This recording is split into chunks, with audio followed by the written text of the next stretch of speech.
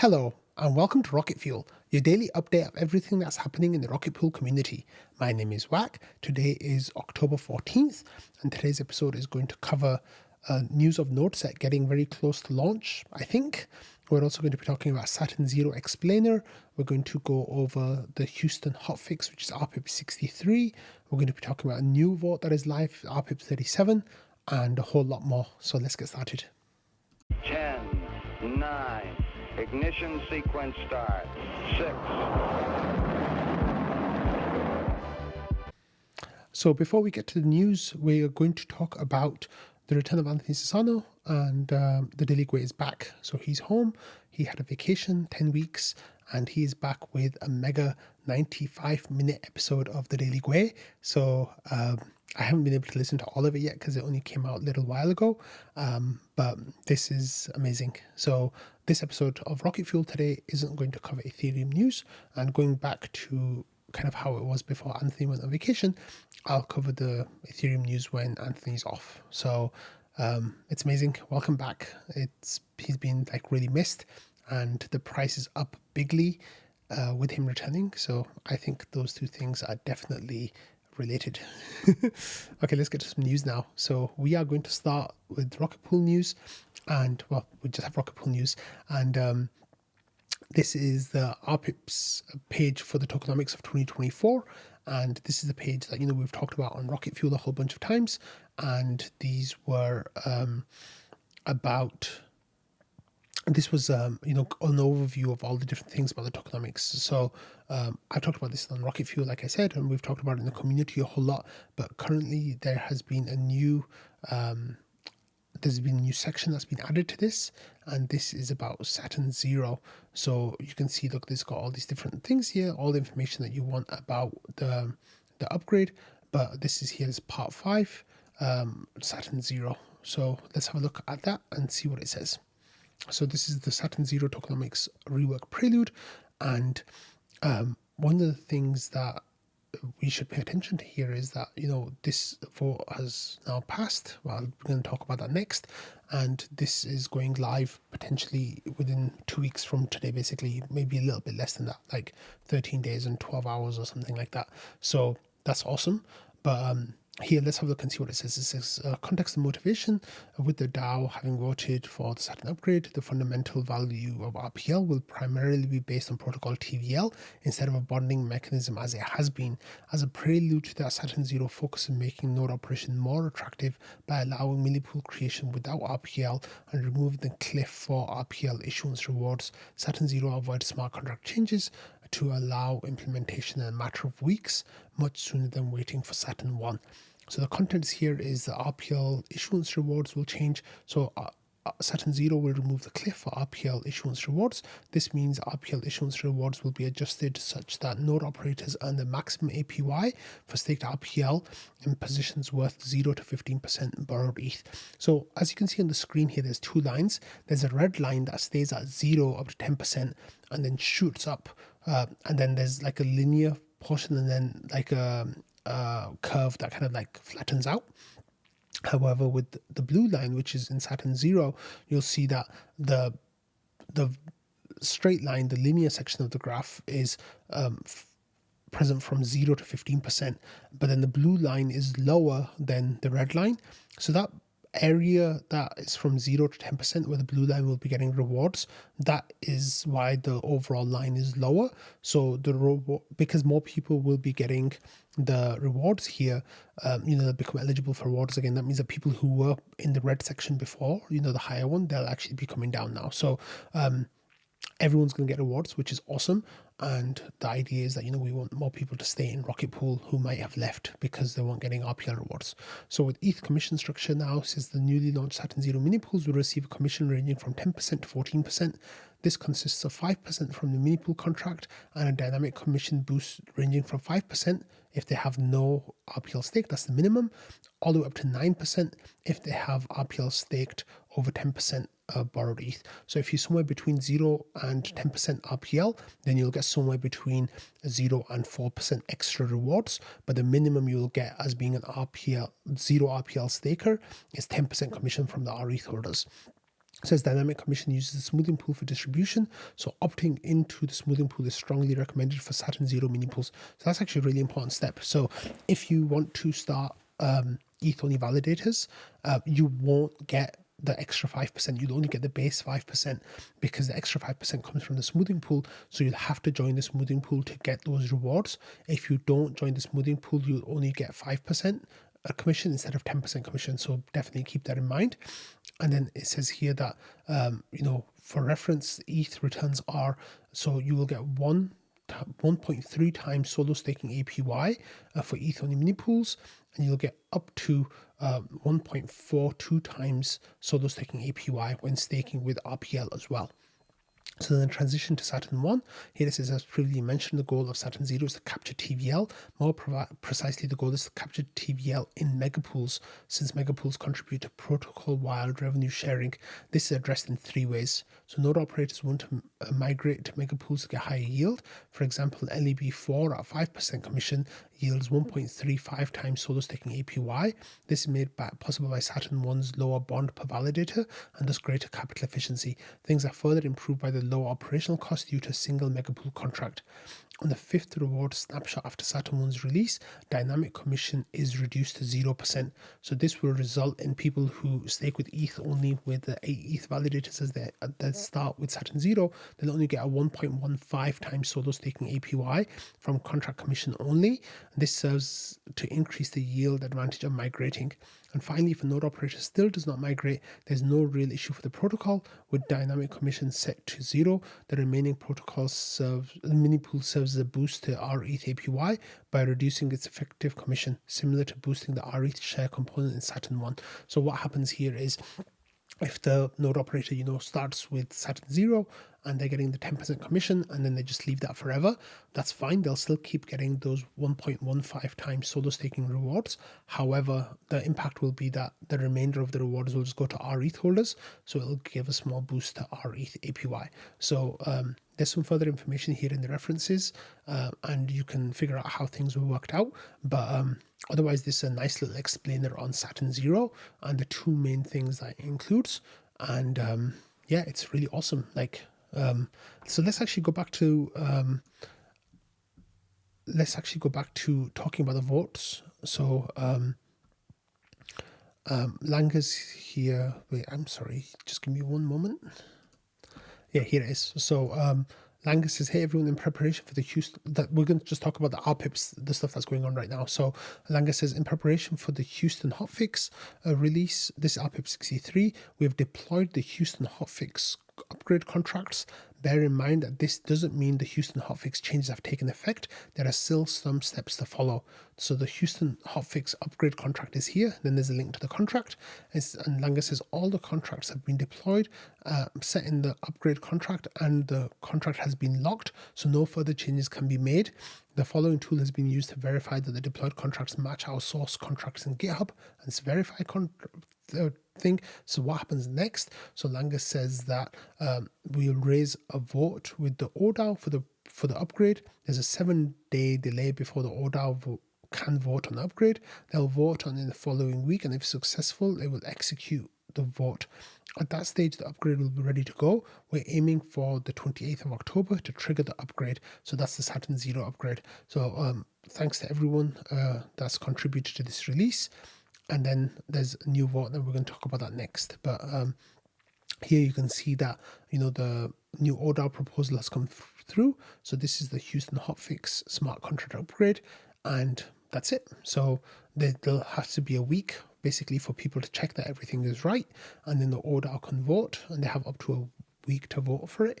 But I think that that'll be done within a couple of days. Normally the ODAO members are quite quick with voting with these things.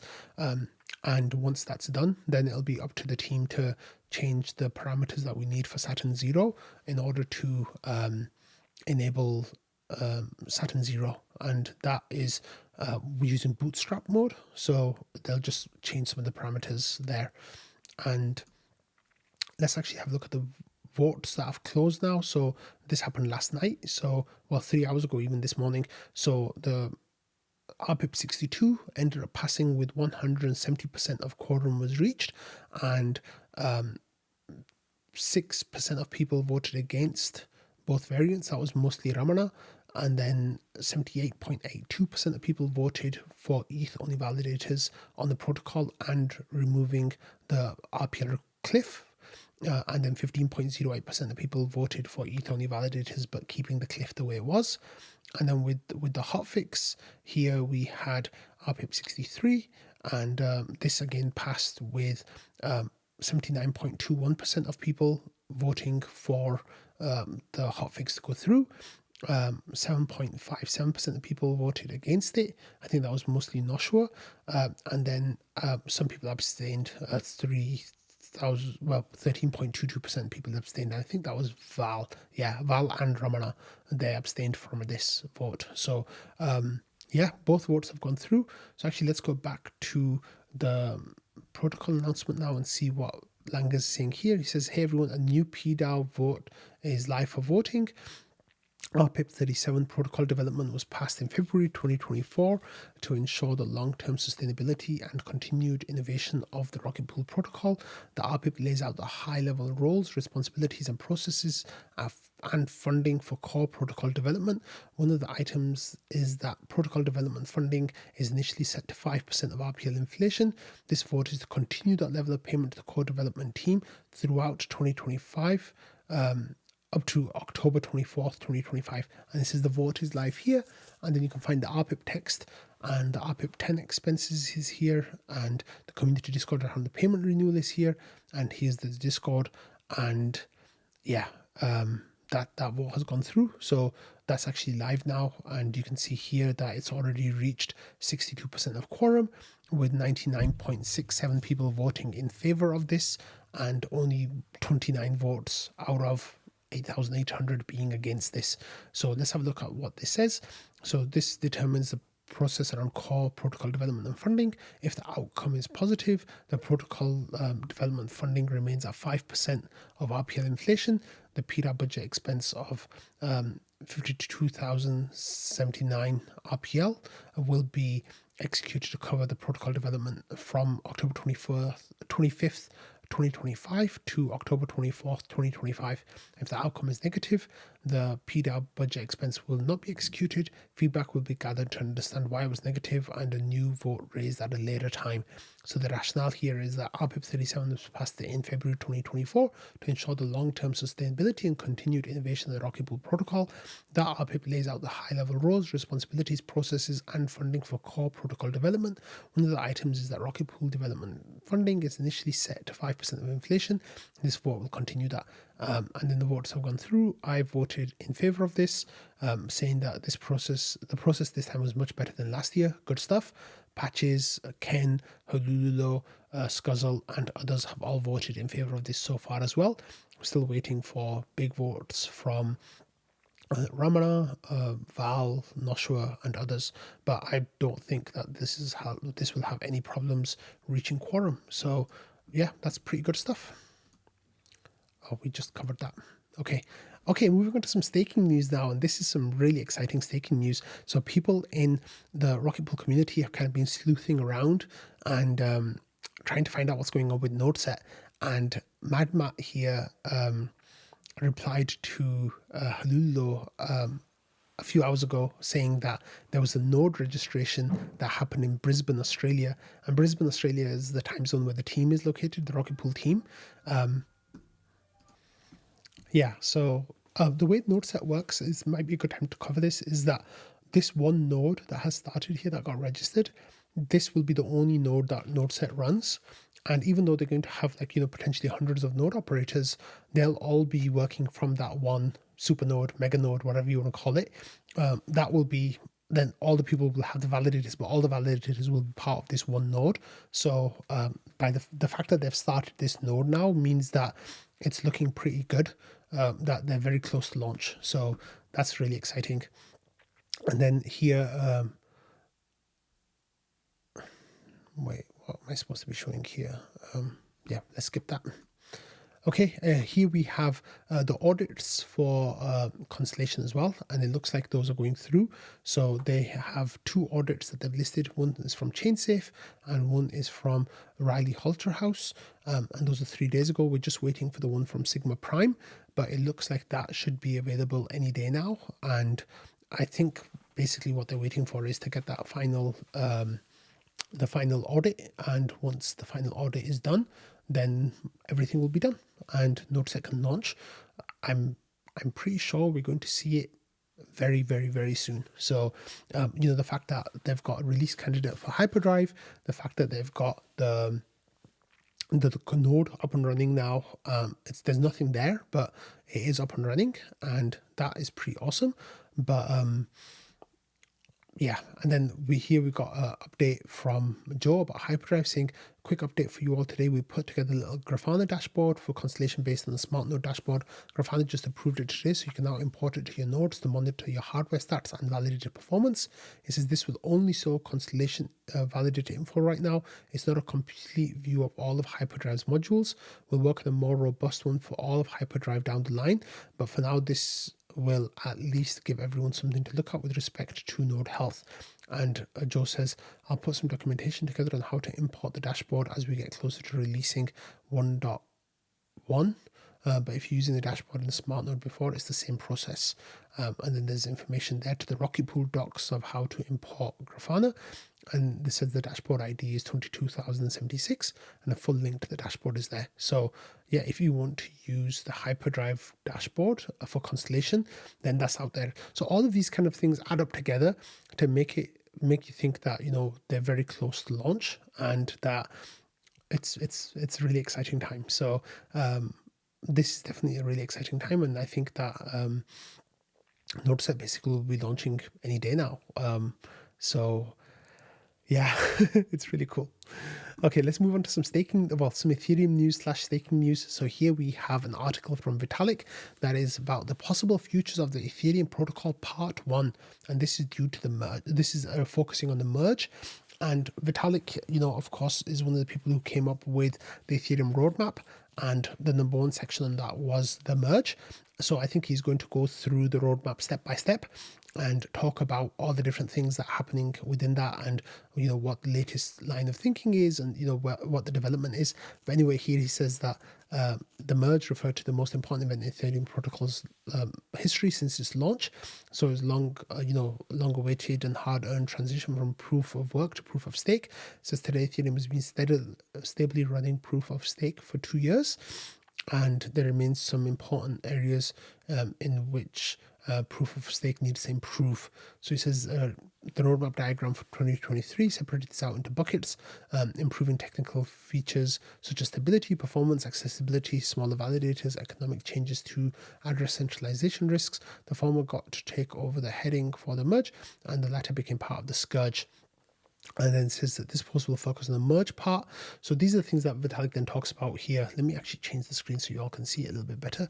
So it says single slot finality and staking democratization. So in this section, they talked about Vitalik talks about that why staking was set up the way it was and what the goals of it were, and then how we can make it better. So one of the things that he says that there are two areas we can make it better. So finalize blocks in one slot. Instead of 15 minutes, the block will be finalized down to 12 seconds, and then allow validators to stake with 1 ETH down from 32 ETH.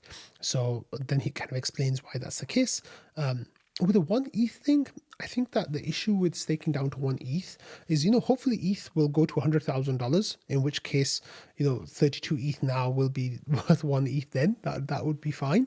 But at that point, that would be okay. But right now, the problem with staking more than 1 ETH is that to buy the hardware that you need might cost around, $400 at the very cheap end, to maybe like, $500-$600 in the mid range.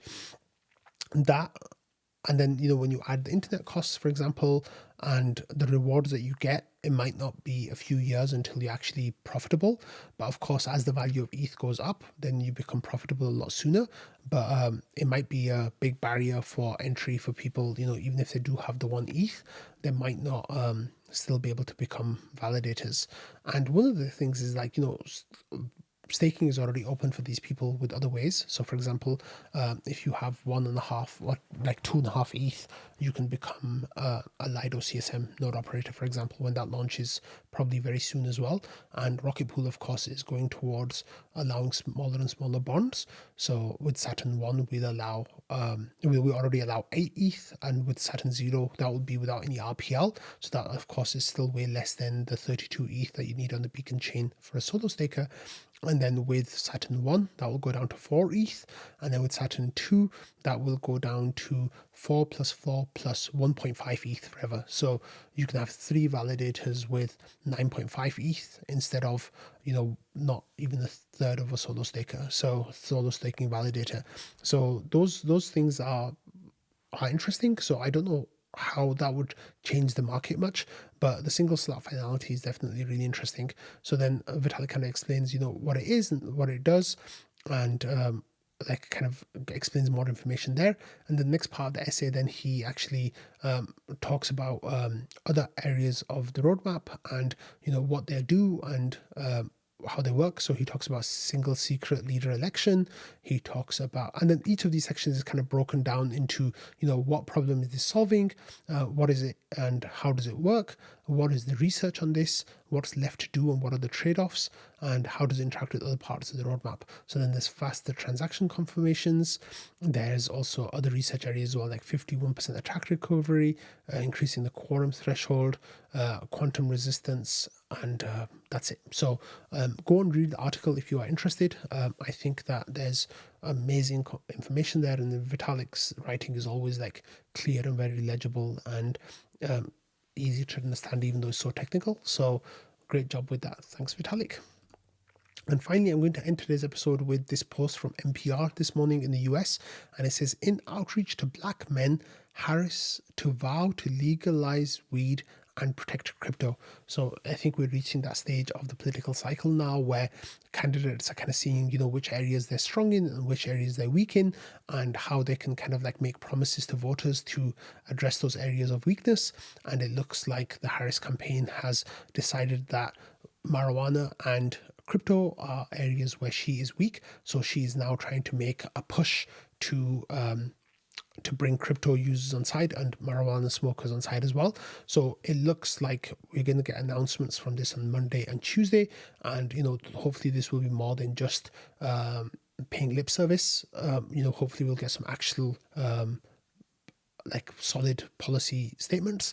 But yeah, it looks like this is happening a few weeks too late. Maybe this should have happened a month or 6 weeks ago. But here it says, Vice President Kamala Harris is pledging Monday to legalize recreational marijuana across the whole of the US at the federal level and protect cryptocurrency assets and give 1 million loans to black entrepreneurs. So there's a few different things that are going into this kind of like pitch, but it looks like that, the Democrats are trying to make a push, with the election being 3 weeks away. So, expect a lot of cryptocurrency news to come out of the Democratic Party in the coming days. And maybe that will be, able to swing some waters back towards the Harris campaign. But on that note, I'm going to end today's episode. So episodes going forward are probably going to get a bit shorter because I won't be covering as much Ethereum news, just, where it's relevant to Rocket Pool or staking.